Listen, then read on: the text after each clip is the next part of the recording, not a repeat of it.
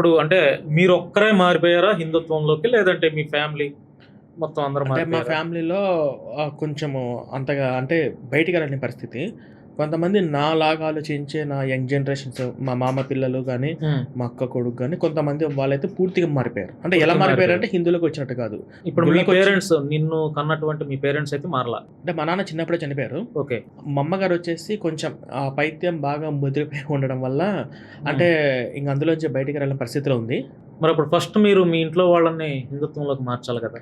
నేను మీ వాళ్ళని ఇంట్లో వారినే మార్చలేని ఆ ప్రయత్నం చేయలేకపోని మార్చే ఆ పరిస్థితి లేనప్పుడు, హ్మ్. బయట ఉన్నటువంటి సొసైటీని ఎందుకు మార్చాలనే ప్రయత్నం ఎందుకు నేను చేస్తున్నారు? ప్రయత్నాలు చేశాను. హ్మ్. మా అమ్మని మార్చడానికి ప్రయత్నాలు చేశాను. కానీ ఒకప్పుడులాగా హిందువుల మీద ద్వేషం లేకుండా కొంచెం సమానత్వ భావన ఉంది.